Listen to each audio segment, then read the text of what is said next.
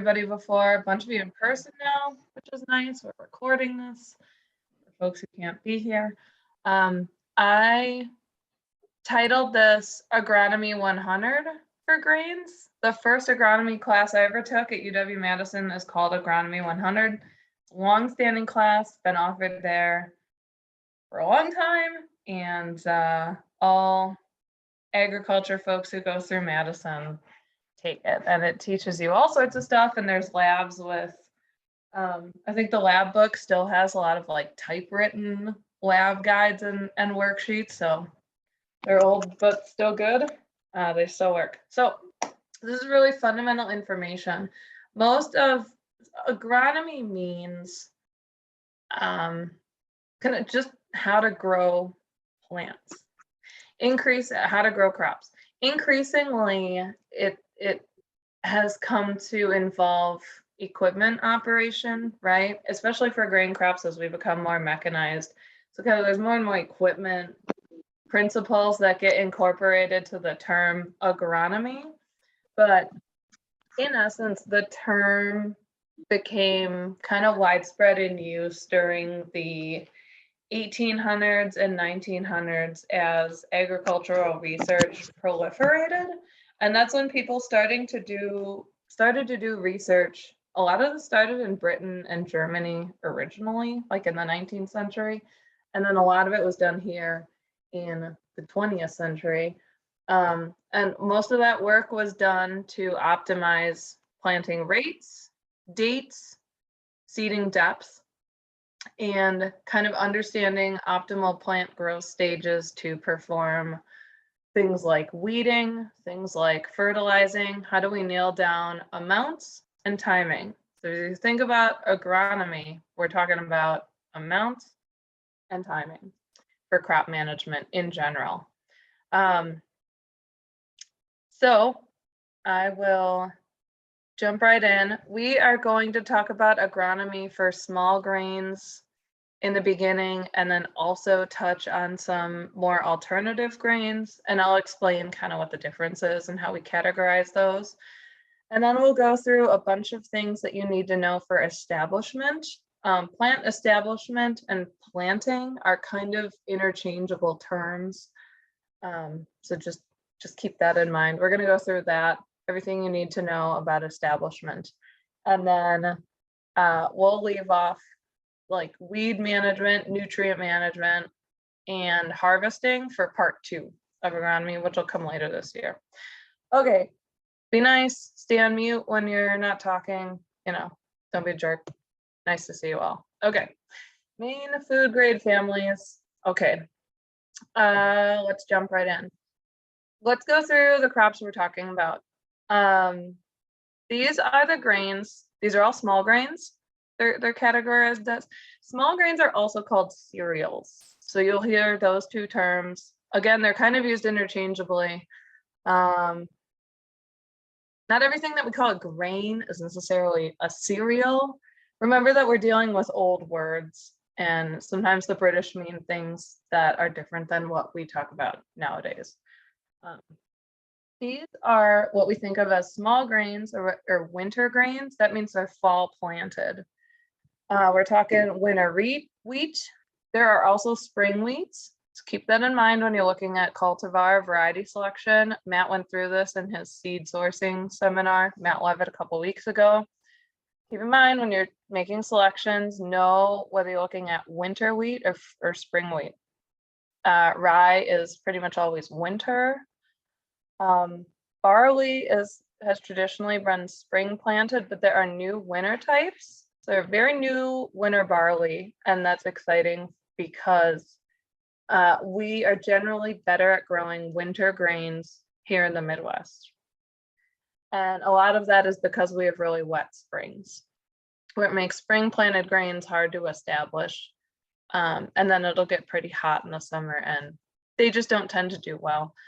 We have better luck with winter grains here. That's a big reason why growing high quality barley has been a challenge in the Midwest, which is why there's been so much focus on getting a winter type for us here in the Midwest. And then triticale, you might hear This is a hybrid, actually. It's a cross. It's literally a cross between wheat and rye. Triticale has high protein, and it also has good amino acid kind of composition. So it's very popular as livestock feed and I think poultry seed. I'm not a huge feed expert. But if you're looking for high quality feed or to produce feed for somebody, you might hear and come across triticale. It's managed much like rye. So you can just think about how you manage rye, that's how you would manage triticale. Many of us are spread out, us in this cohort. We've got folks in Minnesota, we've got folks all the way down in Iowa. Where you are latitudinally really affects planting date. This is where agronomy comes in. So a lot of trials have been done to identify optimum planting date ranges, and those affect yield. If you plant too late, you are going to be harming your yield, especially for these winter types. If you plant too late, you might also risk the plants not establishing, growing big enough, and experiencing winter kill.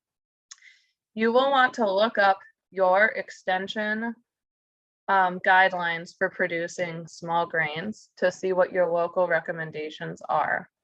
Here in kind of the central Wisconsin, southern Minnesota area, generally, we want to have winter grains planted by October 15th for optimizing yields.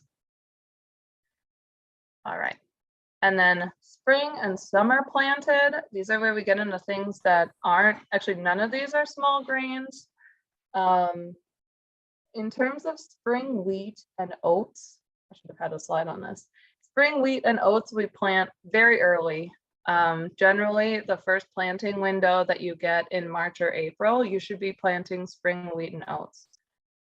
There's kind of a farmer joke that says, if you think you should be planting your oats this week, you should have planted them last week.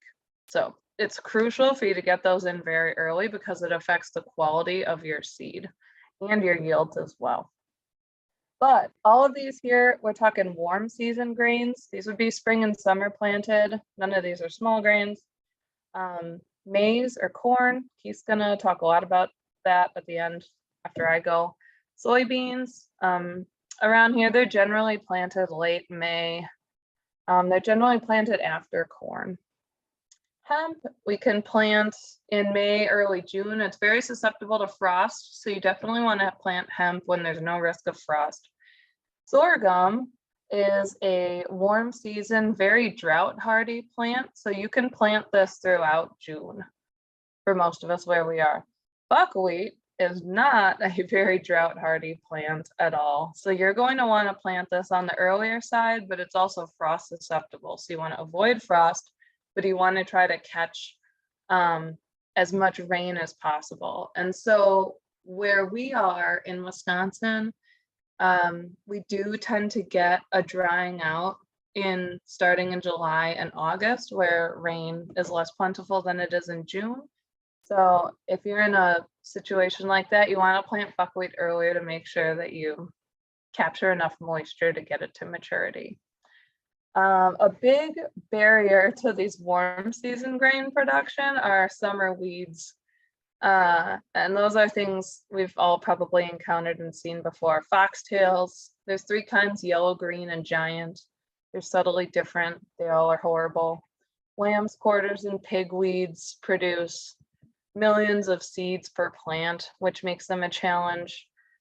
They also get quite large and they suck up a lot of nitrogen. And of course, our ragweeds, which corn growers know all about.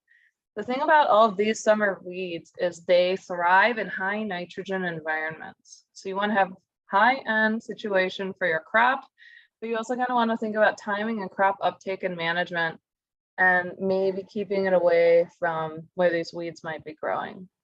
But that's something I'll go more into next time. Nicole, may I ask a question real quick? For warm crops, for planting date considerations, what is like the line between days to maturity and actual climate considerations like soil temp and that sort of thing? Yeah, that's a good question. You think, I mean, it's not going to grow unless you're getting the soil temperature and moisture requirements. And so you want to make sure that you're getting crops that have the number of days needs to fit in your typical climate. So for most of us, we can get away with 120-day crops in the Midwest. Yeah. Thank you. Does that answer the question? I'm not like a crop length expert, to be honest. Keith No. probably knows more about that than me. So Well, do you actually, I don't know that I know more than you on anything, but I can talk a little bit about that with corn specifically at the end. it's a big thing in and heat corn units. because, sorry to interrupt. It's a big thing in corn because there's a huge range, and the Native Americans did that really well. They brought corn from Mexico, and through breeding, they adapted it like all the way up to northern Minnesota, which is pretty insane. So there's huge variation in like 120-day versus, I don't even know, 160-day corn. So you just want to pay attention to that on your seed labels. We can come back to that in the question section later. Okay, great. Summer rotational options. Okay, so you're in this situation in late summer where you might need to plant something. So like now, it's July 20th, you find yourself with a field that you weren't able to plant earlier from some reason, or you have recently harvested wheat and you're looking at a field of wheat stubble and you have a lot of warm days and rainfall left this year, and you're thinking, I want to use this ground. There's a couple options for late summer rotation crops in terms of grains. This isn't really a grain, this is sorghum sudan grass, it's another hybrid. This is really popular for planting later in the summer because it grows really fast and it produces an insane amount of biomass, really quite a lot, up to 4 tons of dry matter per acre, which is considerable. This can be established as late as early August. You'll still get plenty of biomass. It doesn't need a whole lot of rain. It's pretty drought hardy, but it's mostly used for forage, and it's not great for grazing because it has nitrate toxicity, so it can actually accumulate too much nitrate, which can be toxic to livestock if directly grazed. But it's something you can test and manage for, and it's something that you can sell this as hay or ensile it, and it can be potentially valuable forage.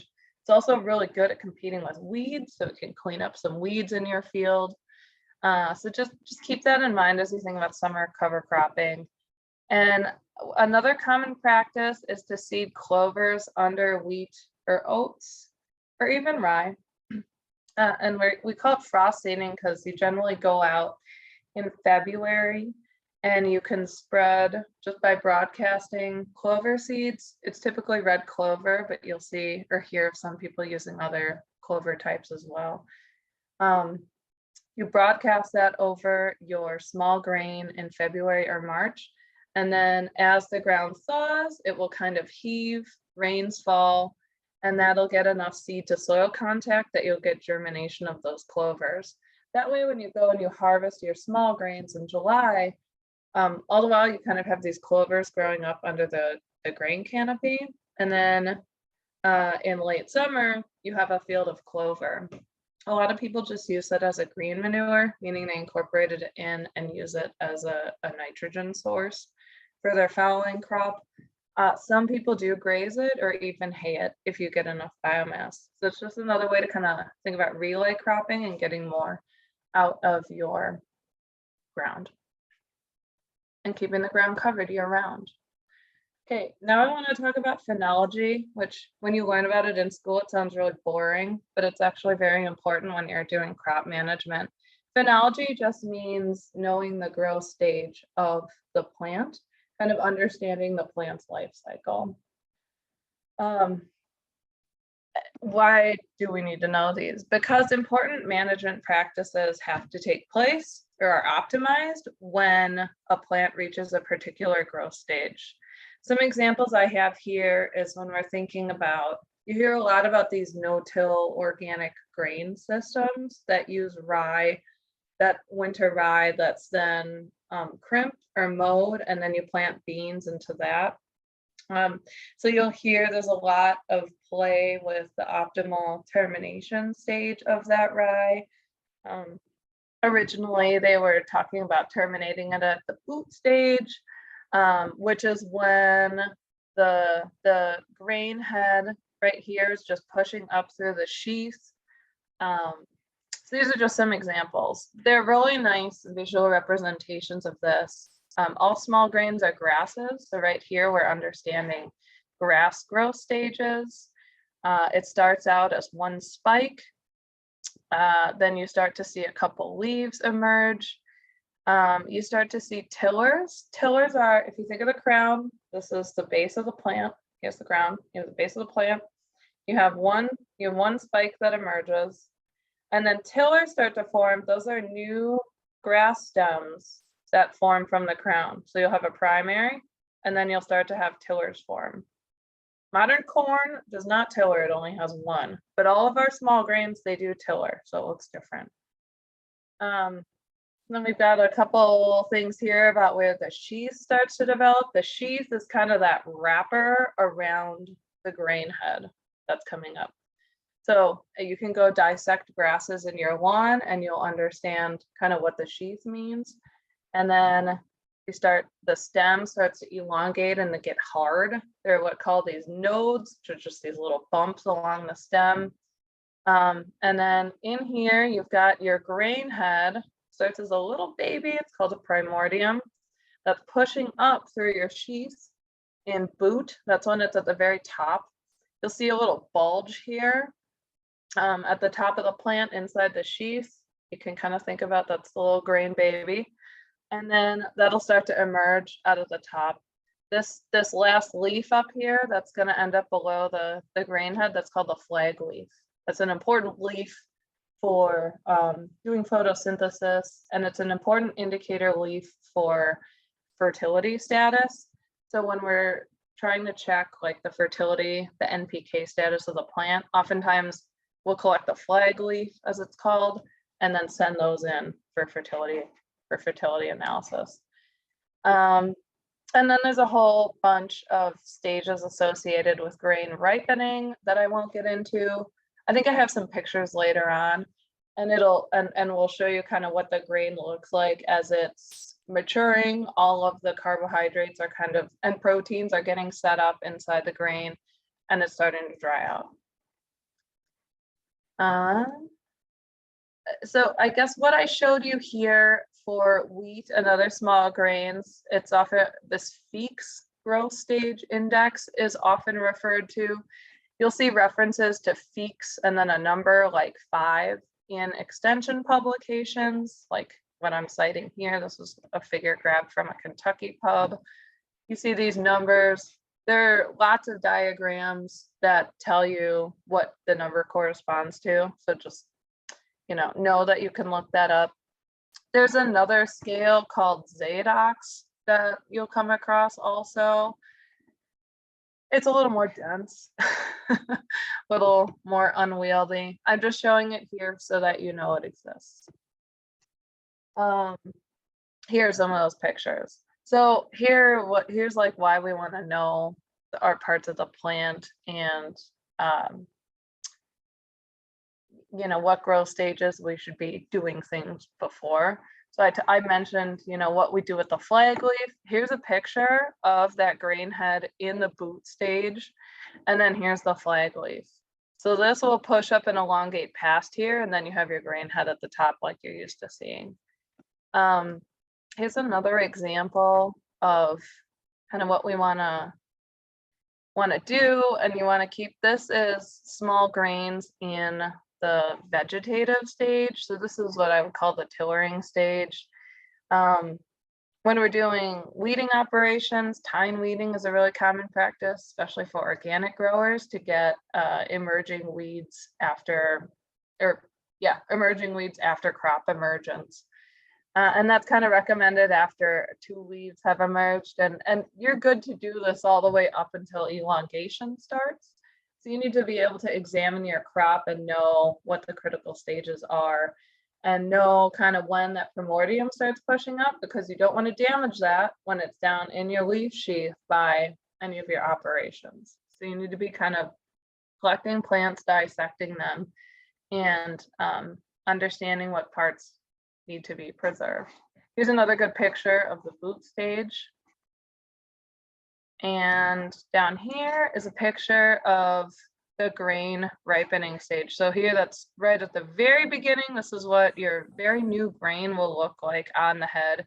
If you take this apart in here and you open these up, that this little squishy beginning of a seed will be in there. It starts to get more plump as the sugar is set up. You'll notice it's still very green. This will be kind of in here, we call the milk stage. Probably this one would be in the milk stage, and that's when it's all just a milky juice inside that green baby grain. As it starts to harden, it gets to what we call the dough stage, has a doughy feeling texture. And then we're starting to get dry down. It's beginning to be hard. And then here's a fully dried out seed. We harvest around 14% moisture. So this will be a hard grain. That's when you want to be. Right around here, we start taking our heads apart and often bite the seed, because you can feel if it's hard. It needs to be very hard to get to our moisture targets. And that's where we need to combine. 13 to 14% moisture is recommended. Okay, so those grasses, broadleaves, of which beans are one. So broadleaves look different than a grass. They grow different than a grass. A lot of broadleaf plants, there are determinate and indeterminate types. I wanted to throw this up there. Determinate means that once it makes a seed, the rest of the plant vegetatively stops growing. And those would be like bush type beans. Once they get that seed head set, they don't keep producing more leaves and stem. Indeterminate types of plants will keep growing even after they produce seeds. And so you'll often see those tend to not have seeds up at the top. They'll have seeds kind of further down the plant, and then they keep growing and they keep setting seed and they keep growing. So those tend to be more viney types of beans. There are other indeterminate and determinate splits of plants. I can't think of another example that would be germane to grains, but you come across it a lot in tomato varieties. These are just some pictures of how beans develop. And then these are very common growth stage abbreviations for where these are at. So we'll see a bean pushing up through the soil. The first two leaves out are called the cotyledons. The cotyledons are actually, you know how a bean will dehiss, or it'll break open. It's called dehissing. Nuts do this too. Those two halves, those are actually the first two leaves. Those become the first two leaves, which is kind of cool. And those are called the cotyledons. And then after that, you get VE emergence. It's just a really spiky. You get this. I usually see this called VC, V cotyledon, and then you get V1, the first true leaf. Anything in here, no, this will be often referred to as the hook stage. Anything kind of V1 and down, very, very sensitive. You don't want to run over those. You don't want to tine weed during that. That hook stage of a bean is very tender. And if you break that, it will not regrow generally. So this is very sensitive timing. So don't do post-secondary weed control operations in that time. As it starts to get to V2, so V2, that's kind of, that's saying the second trifoliate or bifoliate, depending on your bean type. To VN, they get up to N number of leaves. That's kind of how we grow stage them. And then they start setting buds. And then you kind of get to pod set down here. After about V2, they start to get hardier. So you can kind of go in and maybe do things that are a little more disruptive, and your plants will generally survive. And it doesn't. Okay. Getting into establishment and how we think about, this is another big aspect of agronomy, is thinking about row spacing. This is really important when you think about setting up your field. Are you going to plant on wide rows or narrow rows? Are you going to interrow cultivate? Or are you going to focus on plant competition with weeds and having a robust plant canopy? Those are some of the considerations that drive these decisions. Narrow rows generally mean 6 to 7.5 inches. It kind of depends on the equipment you have, but these are very, if you think about 6 inches, that's pretty narrow. 7.5 is kind of a standard row spacing on some brands of equipment. It kind of just depends on what you buy. You don't generally see a whole lot of difference in performance between that 1.5 inch difference. Okay, so it just depends on your equipment. So with narrow rows, we're maximizing crop competition with weeds and with each other sometimes, but generally these plants have been bred in an environment where performance is optimized in narrow rows. Once you plant narrow, there's pretty much no interrow cultivation that can be performed in here. So you're kind of locking yourself into depending on a strong plant canopy, but it also saves you a lot of that interrow cultivation labor as well. So if you're kind of on the fence, you got to incorporate that labor and fuel usage into your economic calculation. All small grains, with few exceptions, are planted on narrow rows. Wheat, rye, oats, those are all going on 6 or 7.5 inch rows. Plants, broadleaves tend to be planted on wider rows with some exceptions. With broadleaves, it's much more of a question, but with small grains, it would be very atypical if you chose to plant those in wide rows. So just keep that in mind. Small grains can also be broadcast seeded. And so those will inherently end up in narrower row spacings or the equivalent. Some of the cons that you have to keep in mind is having a really dense canopy can encourage disease. Foliar diseases thrive in wet and cooler environments, but particularly wet and humid. So we have a really dense plant canopy that you can't get a lot of airflow into. That's going to encourage disease to thrive.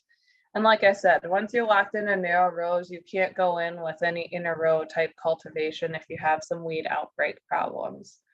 So if you get a patch of thistle in this, most people just have to go in and mow or let it go or hand weed it out, which is pretty miserable. But like I said, think rye is extremely competitive with weeds. You want that on narrow rows. Wheat's pretty competitive. They generally compete very well as long as you have a healthy stand. When you're thinking about using wider rows for things like hemp, dry beans, those are the main two that you would plant on a wider row. Sorghum and corn go on wider rows. That generally means 12 to 24 inches, usually 12. Some people do really wide rows. Their wide rows allows for more resources per plant. Some people going for really high quality grain want more resources per plant to set up that grain. And so people looking for really high quality grain might plant on wide rows to get higher seed quality. I think that's something that you need to do research about to really understand, but it's an option. And wide rows, you have to consider weed problems. Whenever there's bare ground anywhere, that's going to be colonized or taken over by weeds. And so you need to have a plan that usually involves whole canopy, secondary weeding implements like a rotary hoe or a tine weed, plus interrow cultivation like this. We'll get to that later in the weed management presentation. Yeah, I just have some pictures in here of crops and kind of what your field should look like. bean. This is a good example of beans on a wide row versus a narrower row. The wide rows, you see they're taller, they're bushier than a narrow row. This is a very clean field. It obviously was managed with herbicides. So things to take into account. Just because these look taller and bushier doesn't always mean that they yield more than narrow row beans. The soybean industry, the conventional soybean industry underwent a transformation a while ago. It used to be planted on wide rows, and now with the no-till revolution, they plant them on narrow rows, and they still get the same or higher yields. So it's something to play with in your operation and to do research on. Picture of, yeah, this is a good example of sorghum. Got these huge seed heads. This is grown on wider rows. This is what sorghum grains looks like. The plant itself looks a lot like corn. Buckwheat's generally broadcast seeded or shallowly drilled, and therefore it's usually ends up in a narrow row situation and a dense canopy. And buckwheat grows really fast and is very inherently competitive with weeds. Here's a picture of small grains, and those are planted on probably 7.5-inch rows. Okay, I want to pause and allow any time for questions. Feel free to unmute it. Well, how do you want to run this, Christine? Or should we just go through the chat questions? Yeah, Zach had a question about a type of pest, and Keith kind of answered it, but if you had a thought on it, speaking about the risk of Hessian fly, especially in Ohio, but I think everyone should just unmute and have a question if they have it. I'm sorry I offended organic growers, Michael.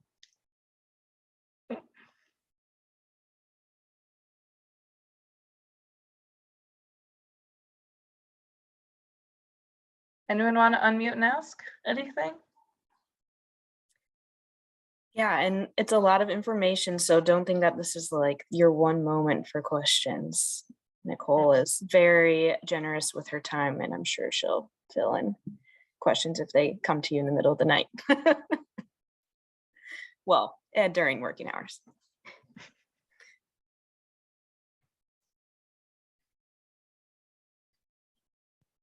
Okay. All right, hearing Great. none, I'll proceed. Okay, now we're getting into a little more of the nitty-gritty, what you need to know to establish. These are bread and butter agronomy concepts I mentioned earlier. I made a list. These are all the things that you need to have in hand before you go to start planting. You need to know your seeding rate. You need to know the optimal date that you're aiming for, and then that will get impacted by your particular weather situation, but you'll need to have, a range of weeks in mind. You need to know your seeding depth, and you'll need to examine your equipment and make sure it's set up to plant at that depth, and it needs to be consistent. And of course, you need to know your row spacing.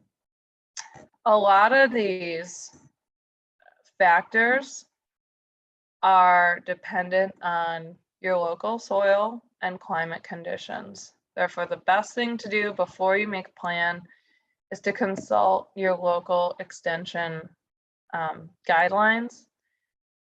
They're pretty much all available online. So you would search University of your state, and then small grains. I've got some screenshots up here. This is the University of Minnesota has a really good website for small grain management. I look at it all the time. This is a screenshot from the planting and management guide that the University of Wisconsin offers. People in Iowa, I know you have resources, so just be sure you're consulting those before you start to make plans. Particularly, they have a lot of good information about seeding rates, and know that seeding rate is impacted by your establishment choices. So some examples include, like, if you're broadcasting seed, that method usually calls for higher seeding rates than if you're drilling seed. Generally, it's recommended that you increase seeding rates by 10 to 20% if you're going to broadcast. And that's kind of because there's just less kind of precision placement than what you get with a drill if you're broadcasting, but it still works quite well when it's recommended. No-till production often requires higher seeding rates. I almost always use the high end of seeding rate recommendations for organic because I want a higher density of plant stems to compete with weeds.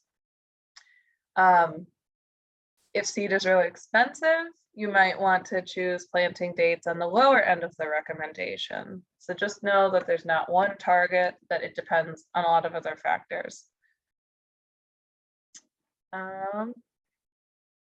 Okay, talking about seeding rates. Generally, you're seeing recommendations in the pound per acre unit. However, to make all our lives complicated, now most recommendations are in a seeds per acre recommendation. You'll see that here in the table. And that recommendation is being implemented because seed size can vary a lot between varieties.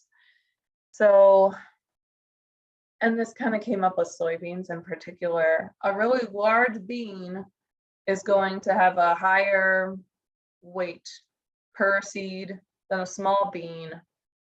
So if you're planting 110, I'm sorry, I don't work with beans. I don't even know what the planting rate is for soybeans. Sorry, my ignorance of soybean agronomy, let's just say 80 pounds per acre. If you're planting 80 pounds per acre and you have a large seeded variety, you're going to have fewer seeds that you're putting out than a smaller seed variety, and you might not be getting the plant population that you want.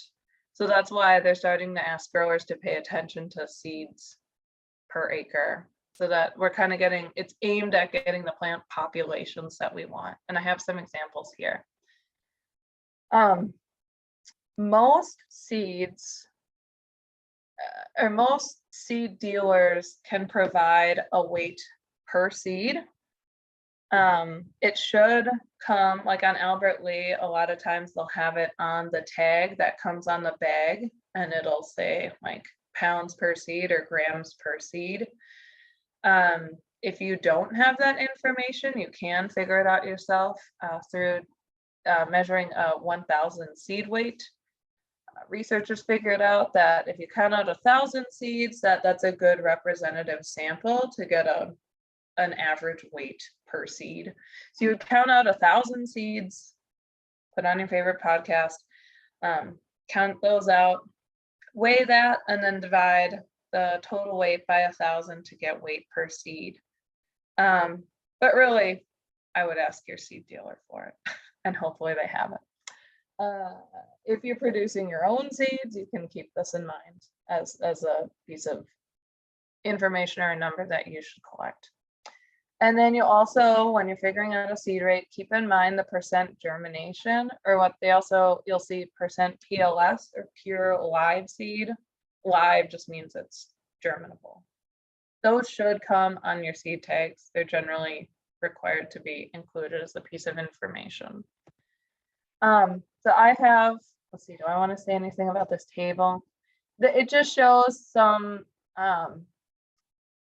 ballpark numbers of what you'll see, and there are conversions. So you can see some varieties that have these numbers of seeds per pound.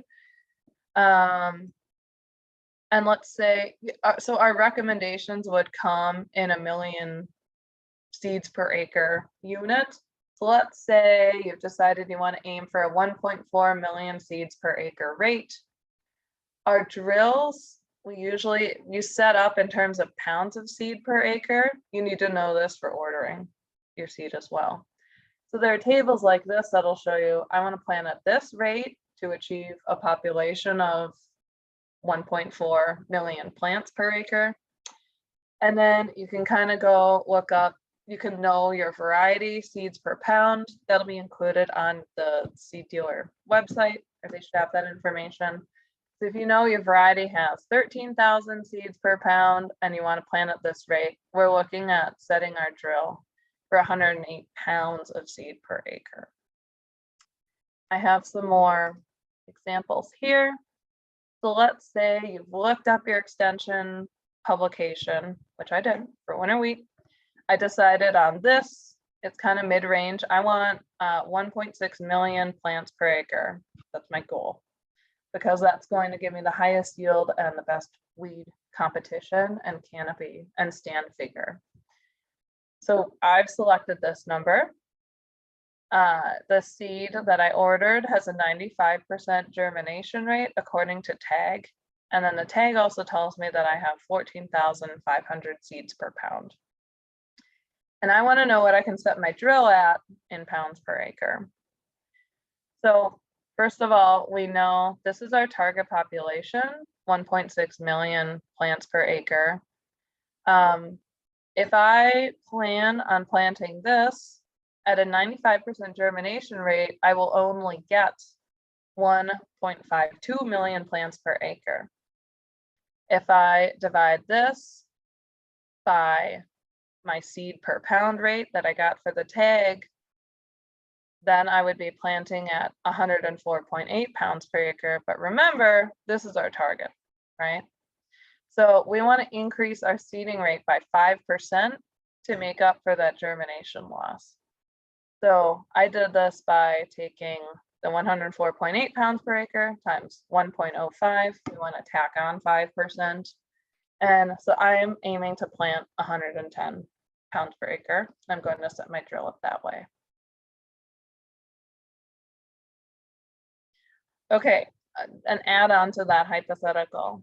What if I know that with my round of tine weeding and rotary hoeing, I might get some stand losses from those operations? And let's say that I kind of want to bolster myself and put out a little bit of extra seed to account for that. So keeping all these other numbers the same, I want to add on an additional 5%. So we would do those calculations the same way, but we want to increase our seeding rate by 10% to make up for germination and operation losses. So then I would take my planting rate times 1.10, tacking on 10%, and that'll get me at a planting rate of 115 pounds per acre. Those are the calculations that you should consider taking into account germination rate, which is really important. You're planting a recommended rate and you don't account for germination rate, you can really have a weak stand because you'll only get 85% to 90% of the seeds you put out are actually even going to germinate. So it's a super important thing to pay attention to. And you want to be reading your tags and talking to your seed dealer. You should, high quality seed really should be over 85% germ. I'm sure Matt touched on this during that seminar. So do pay attention to germination rate as you are making seed purchasing decisions. Oh, I never put a picture in, I'm so sorry. And then I had a picture of myself doing this. Make sure you adjust seed depth settings in the field. It's incredible to me, like how many experienced growers don't actually do this. We encounter this a lot in kind of weird crops like Kernza, which I work with. Any piece of equipment, it has down pressure, which is pushing the planting implement down into your seed bed, and then the seed, with gravity fed planters, the seed is falling through a tube being placed, and then the coulters are coming behind and covering up that seed. So we regulate that down pressure. Seed beds vary in hardness. And so if you're planting into a freshly rototilled field, you are going to need less down pressure to achieve, say, a 1/2 inch seeding depth compared with a no-till field. You can imagine it's a lot harder. You're not going to sink in at all. you need to adjust your down pressure to reach your optimal seeding depth every field you plant. So what we do is we go out and we do a test run with kind of a down pressure that we think might work. And then what I do is I actually go and I kind of dig in my furrow to see where the seed is being placed. And then you can bring a ruler or another measuring implement, a tape measure, to see where that seed is being placed in the soil. And then another way, sometimes seeds are really hard to find in the furrow. Another way you can do it is to leave your planter set down and you can kind of look, seed should have fallen out and the furrow should be open, right where the planter is sitting if you leave it down. And then you can see exactly where that seed is being placed before it's being covered up by the press wheels that come behind. And so you want to do that, like I said, I'll say it one more time, with every field that you plant, and make sure your seeding depth is really what you want it to be and that you're meeting the recommendations. There are a lot of stand losses because seeding depth isn't quite right. And there have been lots of agronomic studies to optimize seeding depth recommendations. So that's something to just look up in your extension pubs. Small grains, wheat, rye, oats, generally in this 0.75 to 1 inch range. So you're kind of thinking between a half an inch and an inch, you should be good with small grain seed placement.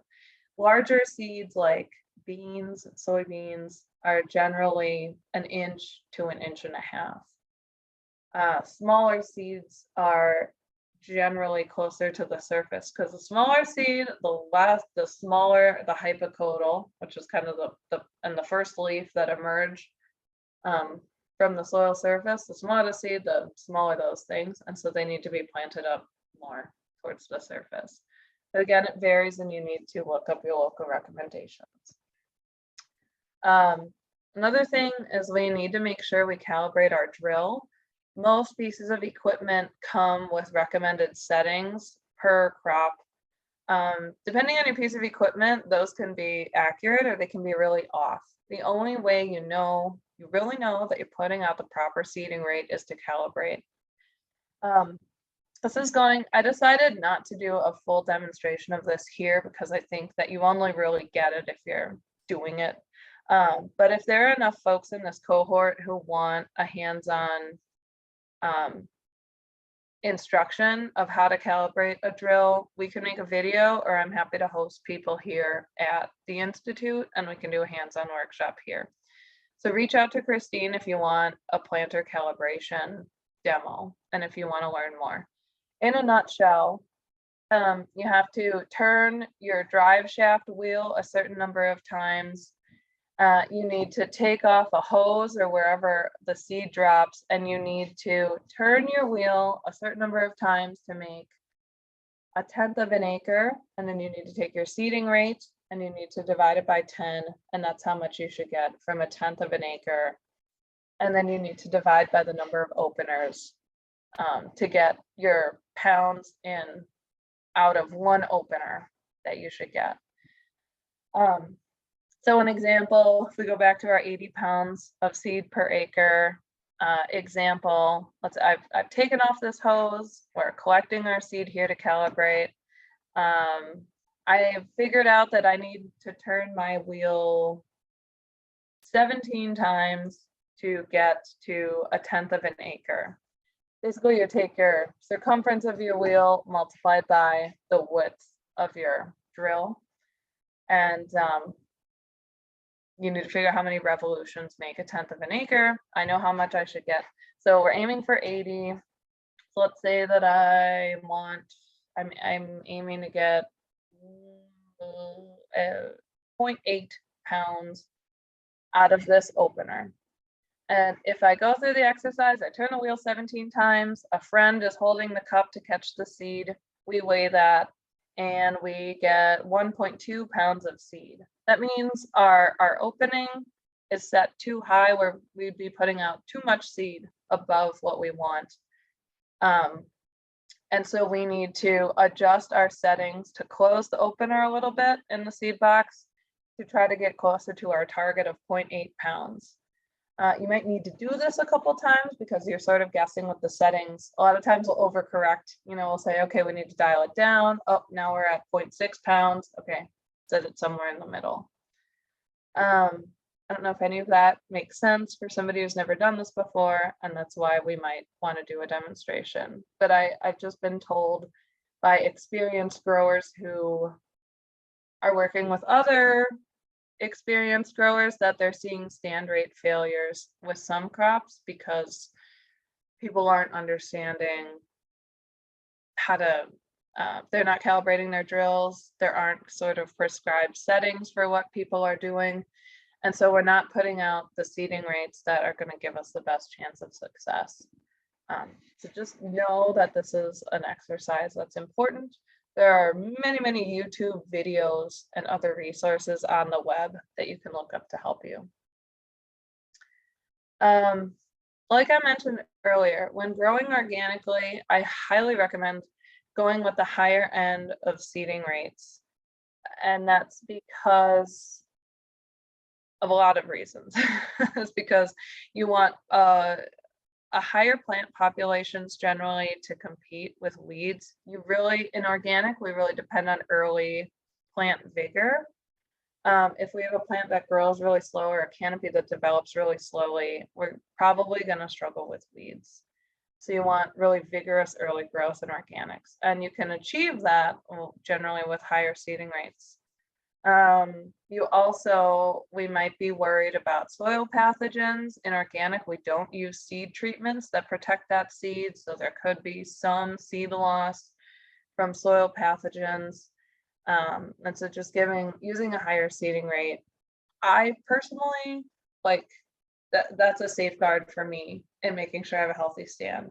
Some others might disagree and say that you're spending too much on seed and you can have good management and still achieve all of the goals I mentioned, but just sharing my experience and what I like to do organically. That's maybe for later discussion. I have Hannah put together some great slides, and these will come up later. I just wanted to show some pictures. I have a Great Plains drill here at the Institute that I really like. So we're just going to show some pictures of planting types. This is a type of no-till drill, which means that it was built with no-till establishment in mind, which means that it can handle a lot of residue. You can see this a lot of residue. Traditional planters wouldn't be able to seed in this type of environment, whereas no-till drills can. And they have generally like row clearing equipment. That's what these are.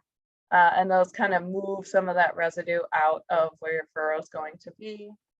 And then you can see a diagram of some of these. And these slides will be shared with all of you later, so you can dig into planter types more.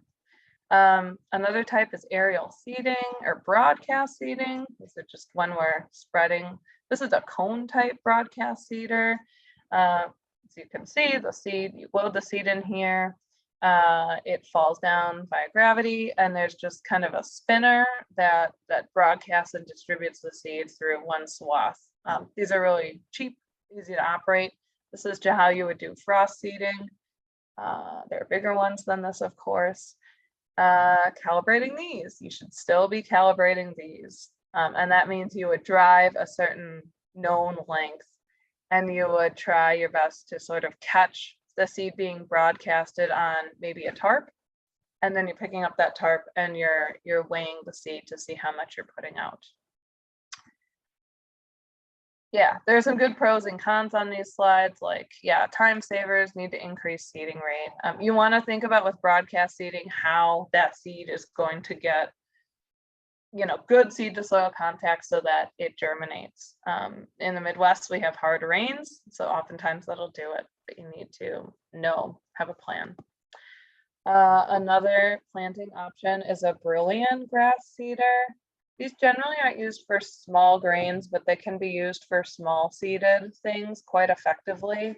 They involve having a big box for seed, and the seed falls again via gravity right on top of this perforated roller, which then presses the seed into the ground. I used one of these to plant teff a couple years ago. And it's a very, very, very small seed. They're generally used for alfalfa, which is another small seed. Trying to think of some grains that they might work for. I'm sure somebody will know. But it's know that it's an option that you have, and these are pretty affordable, which is nice. And then, yeah, back to our drills. These drills will have big and small seed boxes. So it's a little self-explanatory. Big seed box is for larger seed types. Small seed box is used for things like clover and grass seed. So you want to consult your manual and see what recommendations are for each crop in terms of seed box placement. You're thinking about mixtures of seed. It's important to think about what seed box you're going to use when you're seeding like a cover crop mix, for example, and understanding what seeds fit in which openers here is really important so that you're actually seeding the mix that you intend to. Okay, that's all I have to say about planting. I hope some of that was useful. I don't know if we want to pause for questions or if we just want to roll right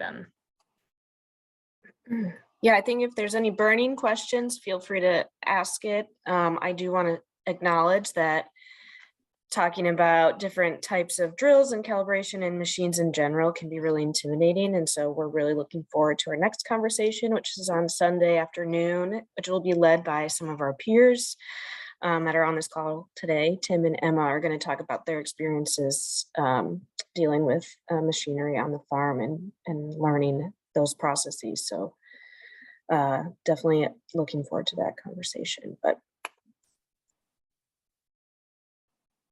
any questions? All right, Keith, I'd love to pass it over to you. And I know you mentioned that you could talk about this for hours, so Don't worry, I won't. do your best to control yours.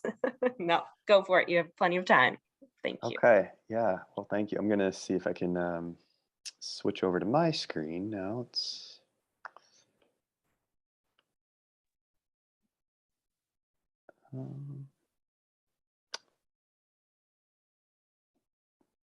see.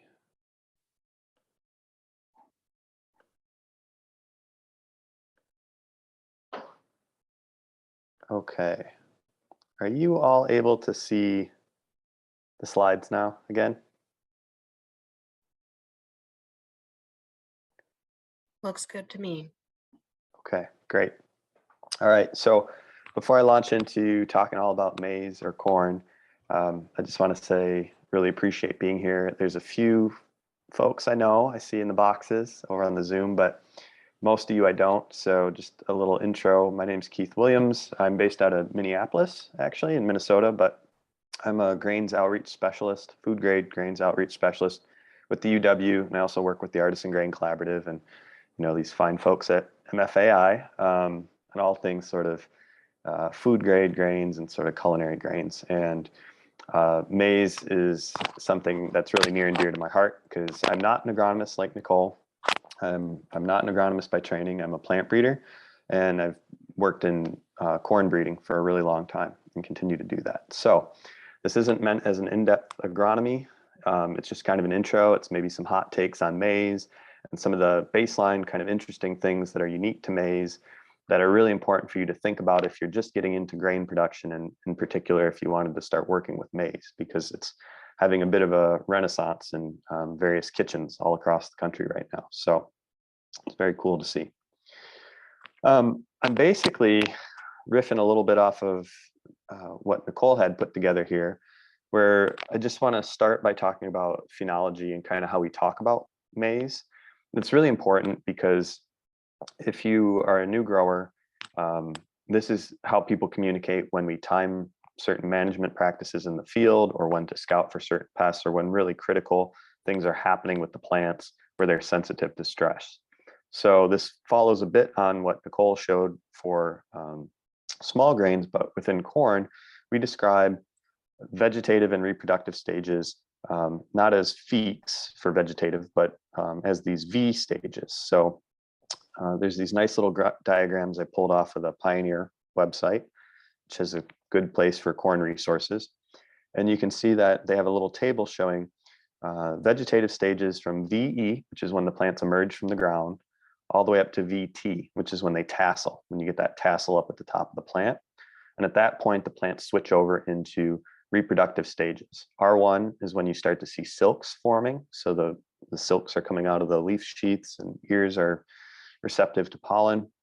And then the remainder of the reproductive stages are really characterized by how the grains are forming on the ears, going from R2, which is what they call blister stage, where really it's just like a blister. It's fluid inside of the little grain, and sugars haven't been converted to solid starches, all the way up through R6, which is what we call black layer or physiological maturity, where all the sugars have been packed into solid starch and yield is locked in to that grain.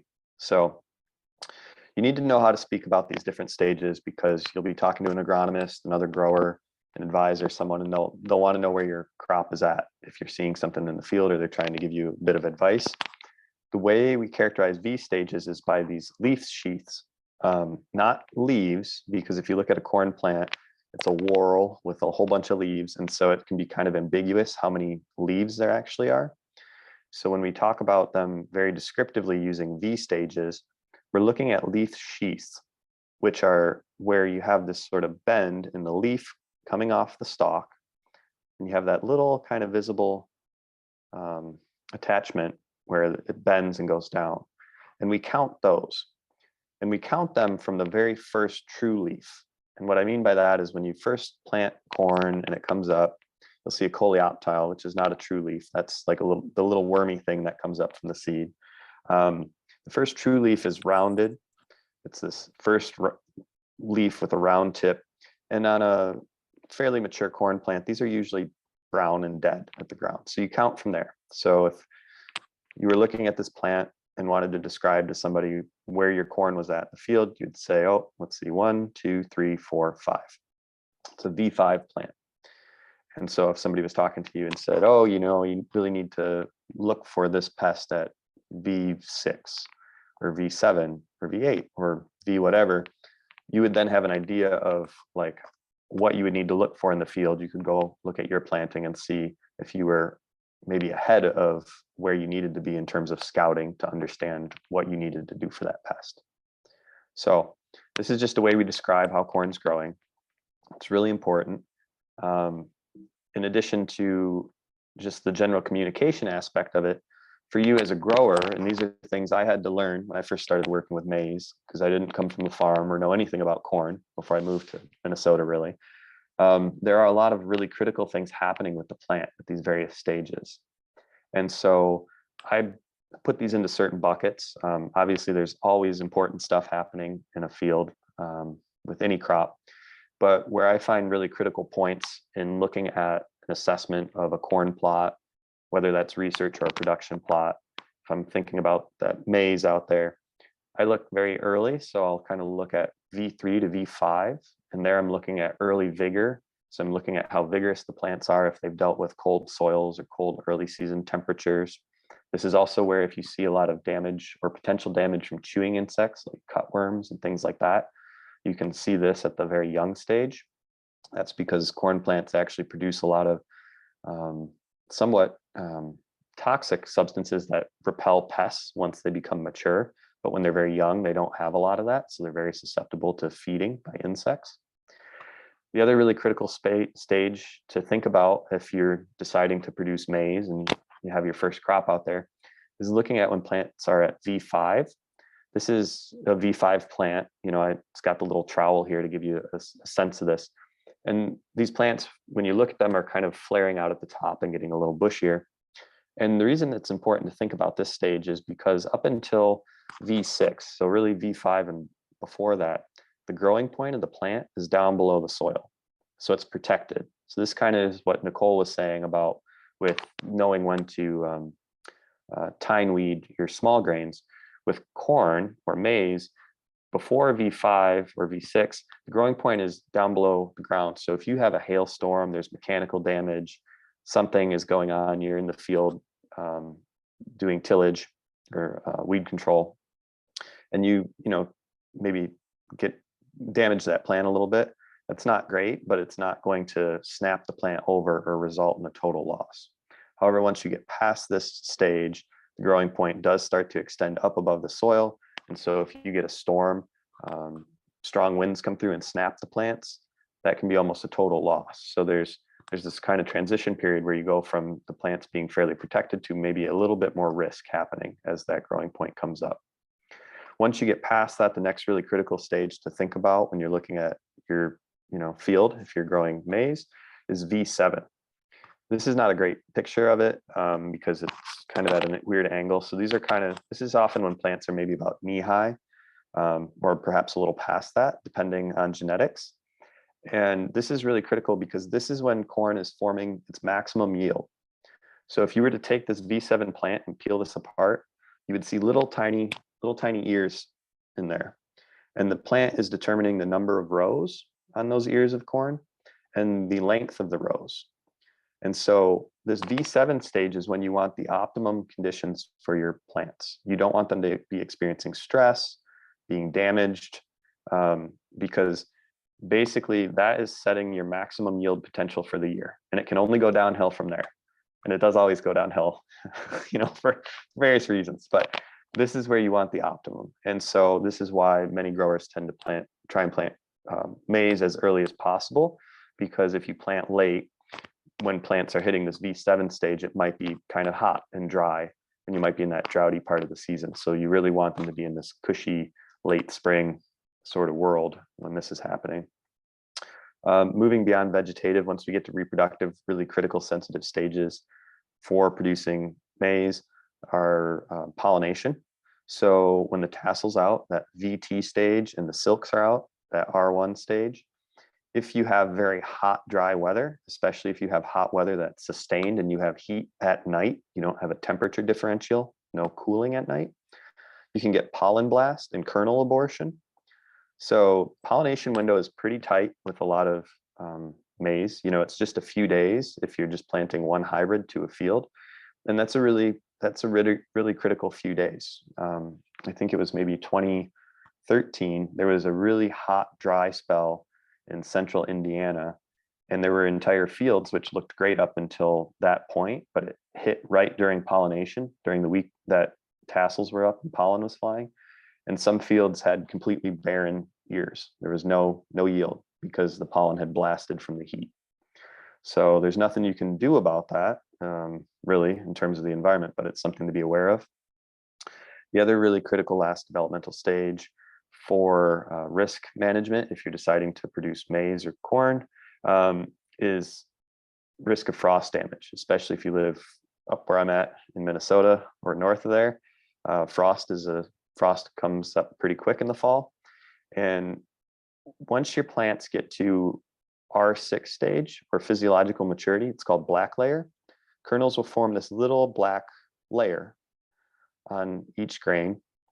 That's not a disease or a discoloration. That's actually a tissue layer that's separating the seed as an individual unit with all of its stored up energy and starches and ability to become a new plant, is separating that from the mother plant that it's on. And so once your plants reach black layer, they can't be damaged your yield won't be damaged by frost. Plants can still fall down, you can still have problems with harvest, but your yield is locked in. It is what it is at that point. And then you just need to shift in mindset from worrying about what your yield is maybe going to be to thinking about how you're going to harvest and monitoring moisture and determining when you get a combine rolling. So those, at least from my world, are the really critical things I look for if I'm working with a production or a research plot. The other thing I want to talk about, which is really important for maize, which we talked a little about earlier, is that maize is very specific in terms of its adaptation and where it likes to grow and where it can grow, where there's enough of a season for it to produce a crop. Maize is described by maturity classification. This can be called days relative maturity, corn relative maturity, relative maturity. These are all abbreviated as RM, DRM, CRM, something like that. You'll see on a bag of corn seed. And really longer season corn, in my mind, is anything more than 100-day relative maturity. Longer season corn needs a longer season, more heat to get to maturity, but will have a larger yield because the plants are bigger, they have more biomass, they can produce more carbohydrates and make more grain. Shorter season corn, which is what I'm familiar with up in Minnesota, is typically stuff that's below 100 days relative maturity. And that will not have as big of a yield, but is has a better probability of getting to black layer before frost. And basically manages some of the risk associated with living in a shorter season area. Now, the thing that's a little bit of a misnomer about this is they call this days relative maturity. And I think maybe that's why they're getting away from saying days relative maturity, but going to relative maturity, because it doesn't have to do with the calendar date. It has to do with the heat the plant experiences.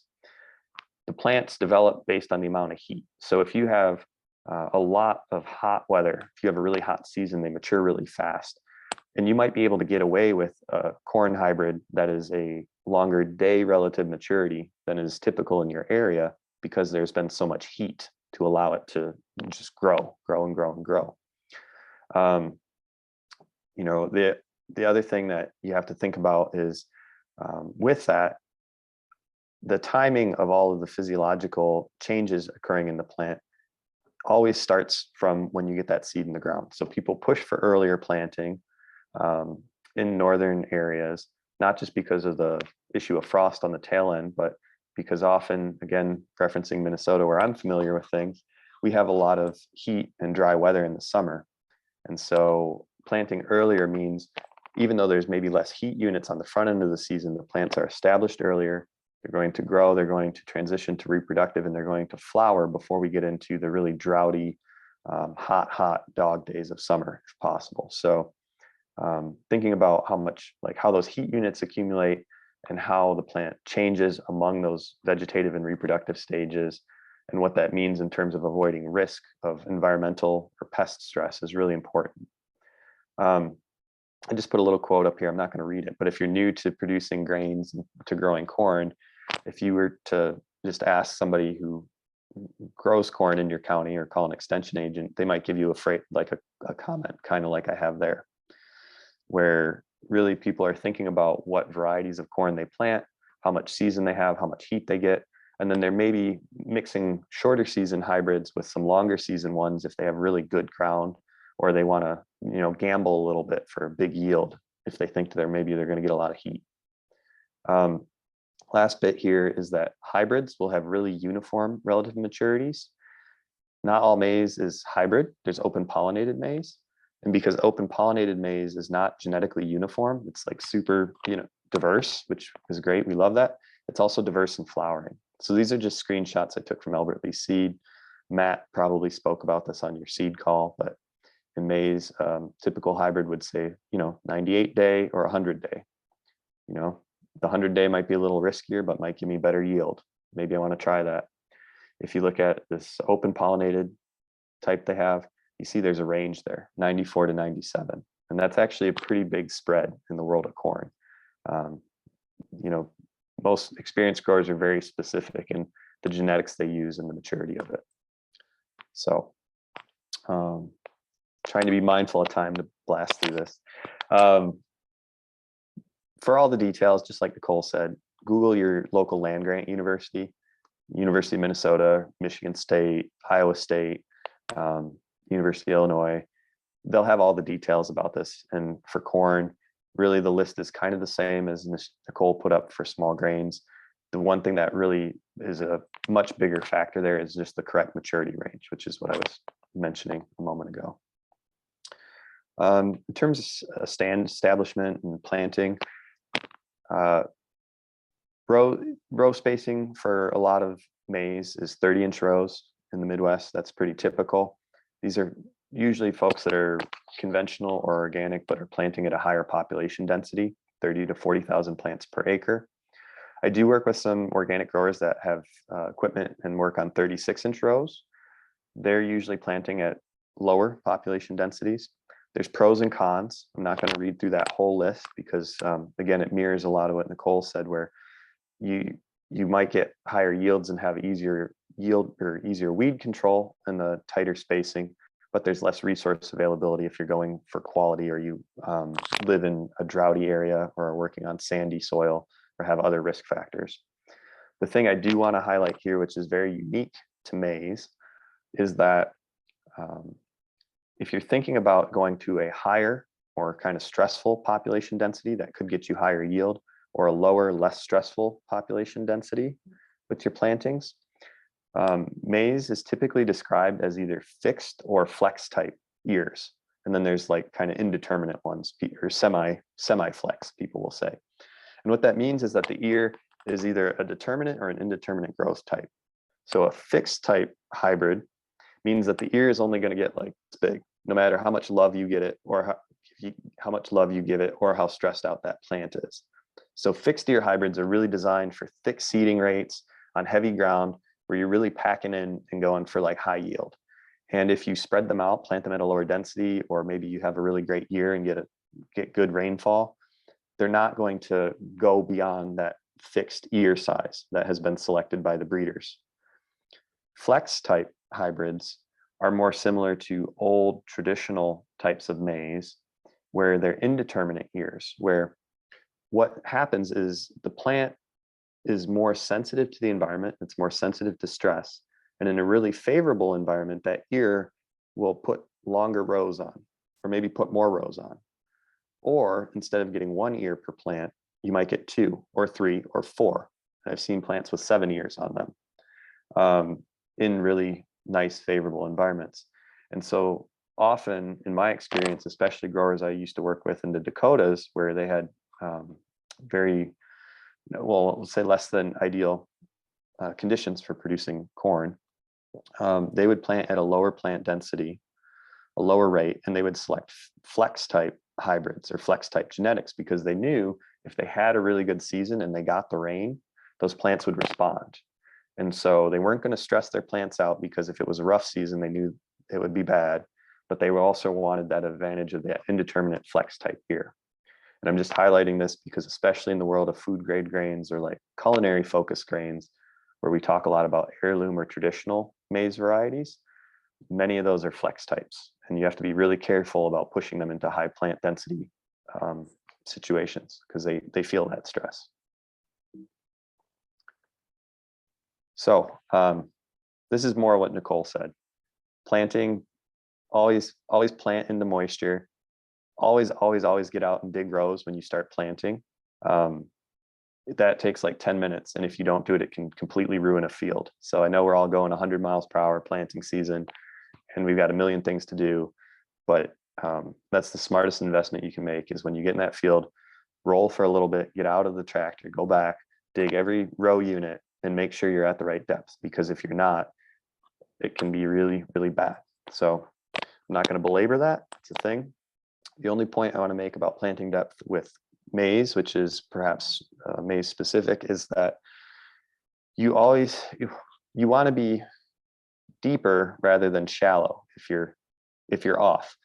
Because if you plant maize less than I think it's an inch and a half, one of the things that can happen is that seed will germinate and it'll put out this thing called a mesocotyl, and this is where the plant starts. It forms this little nodal area here where nodal roots form, and that comes up out of the seed a certain length that can't retract.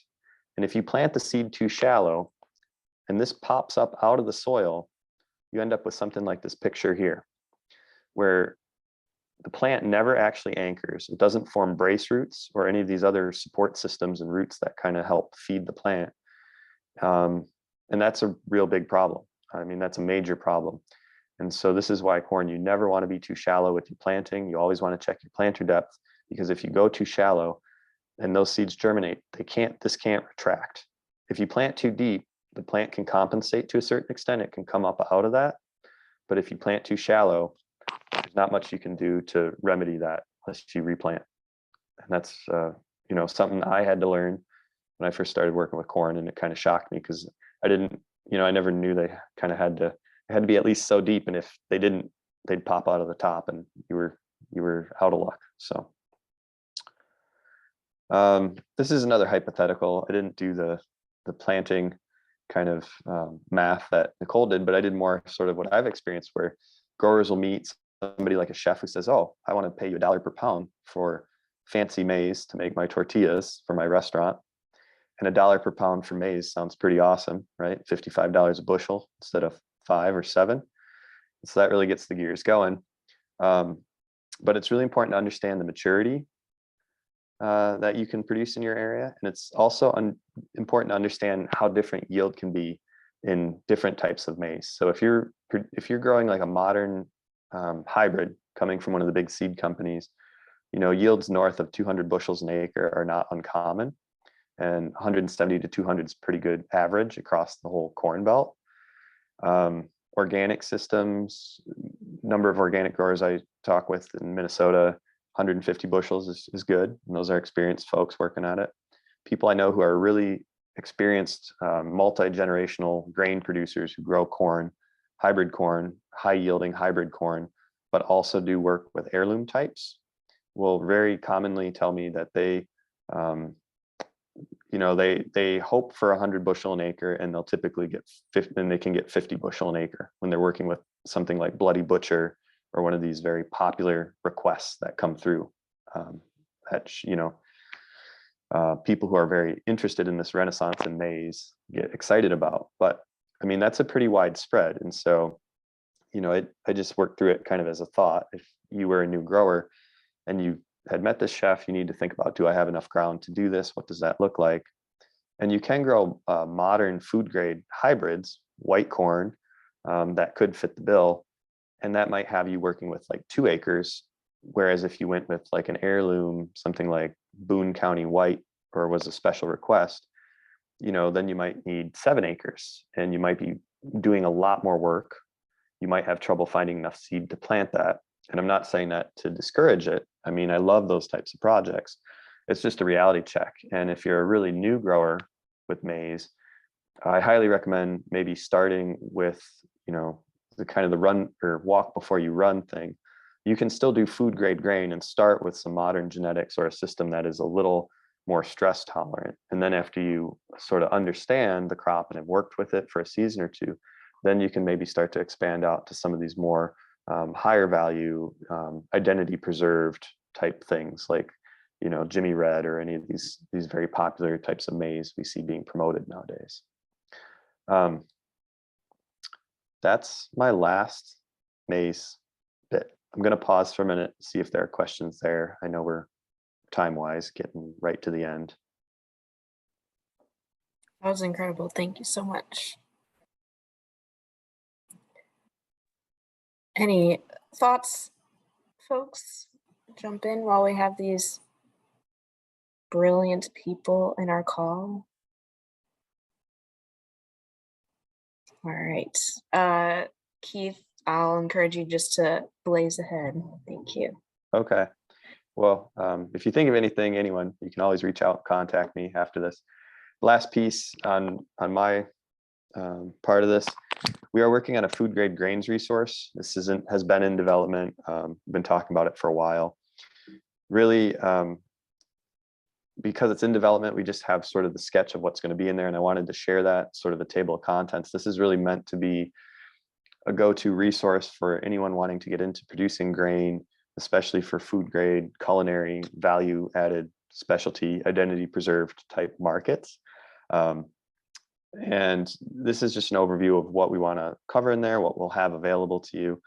Timing wise, we're putting this together for the community, looking at having it put together by this fall so that it's kind of ready and queued up, and a resource that you can look to as you're thinking about your 2023 planting season and beyond. Just a brief kind of plug for that, with more to come.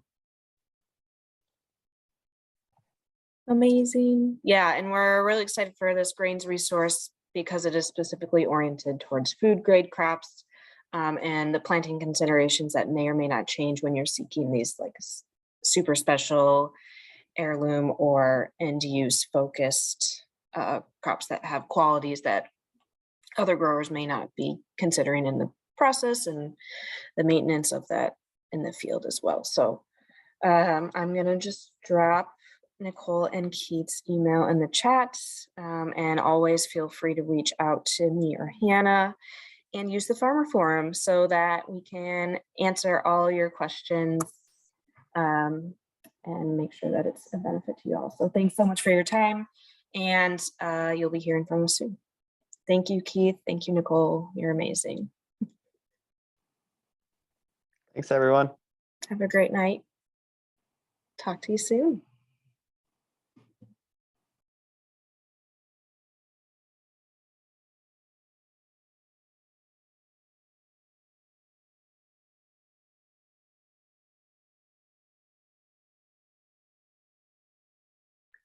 Right on time. Right on time. I was so impressed. So impressed. So Oh, much well. information. Thank you so much. Well, I didn't do the heavy lift. Nicole got the majority of it. I just got to sweep up at the end there. I didn't know most of that stuff about corn, which makes me ashamed as an agronomist, but I just don't grow corn. So I learned a ton. Thanks, Keith.